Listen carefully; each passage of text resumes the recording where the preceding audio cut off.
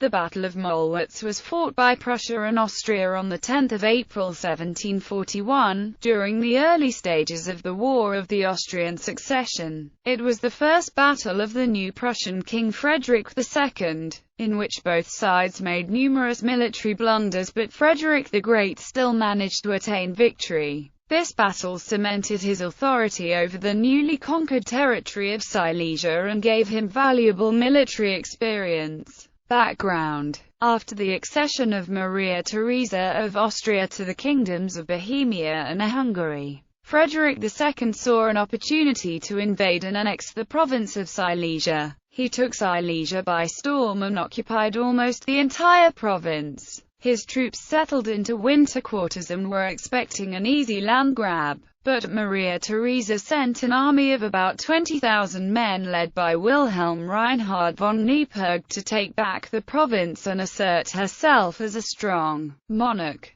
The march north. Neipperg's army caught Frederick II completely off guard as he lingered in the province, and surged northwards past Frederick and his army to relieve the city of Nischia, which was being besieged by a small Prussian force and had not yet fallen. Both Neipperg and Frederick rushed northwards in parallel columns, in a race to reach the city first. In atrocious weather, Neipperg reached Nischia first and set up camp there. Frederick II and his entire army were now caught behind enemy lines, with a large Austrian force lying between him and the rest of his kingdom and his supply and communication lines cut off. Both sides knew that battle was now inevitable. Prussian preparations. Captured Austrian soldiers told Frederick the exact position of Neipperg's forces at Mollwitz, and the morning fog and snow allowed Frederick's army to advance undetected to within 2,000 paces of Neipperg's camp. Most commanders would then have given the order to charge the camp and rout the Austrian army. But since Frederick had never fought a campaign or a battle before, he instead decided to deploy his army in a battle line.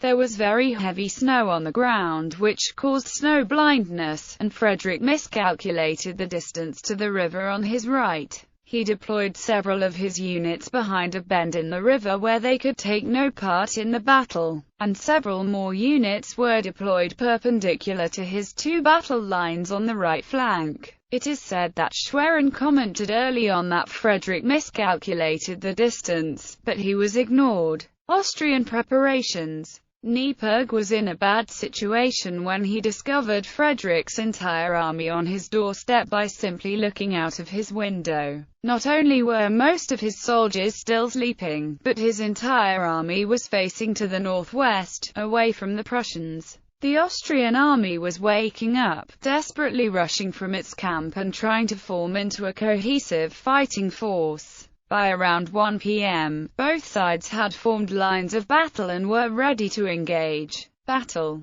The Prussian forces advanced on the Austrian line in two sections, but 6 regiments of Austrian cavalry, numbering 4,500 to 5,000 men and horses, crashed into the cavalry on the right wing of the Prussian army and shattered it.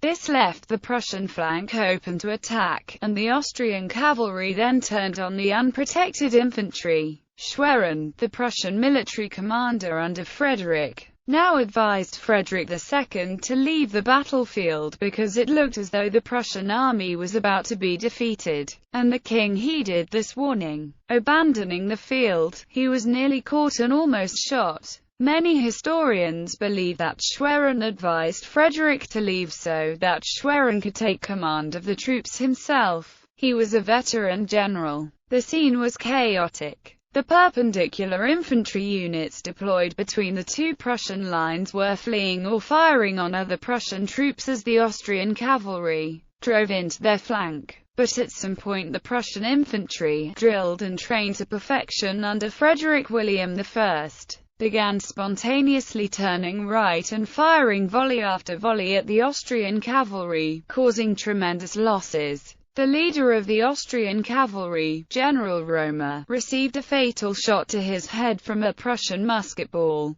With the leaders of both wings dead, an officer asked Schwerin where they should retreat to. Schwerin famously replied, "We'll retreat over the bodies of our enemies," and soon restored the situation on the Prussian right wing. A second Austrian cavalry attack on the left side was beaten back and Schwerin ordered a general advance of all Prussian forces. The Prussian infantry soon engaged the Austrian battle line. They were some of the most well-drilled infantry of the period, and could fire 4 to 5 shots a minute with their flintlock muskets, seriously outgunning their opponents. Soon the Austrians were routed from the field and Frederick the Great stood victorious. Aftermath. The victory was due to Field Marshal Schwerin. The Prussian king had fled from the battlefield when the Austrians seemed to be winning. Frederick the Great later swore never again to leave his troops behind in battle, and he kept this promise. He annexed the province of Silesia from Austria and learned a number of valuable lessons from Mollwitz. He is quoted as saying, "Mollwitz was my school." Frederick had made several mistakes, but his army still won the battle due to their superior training.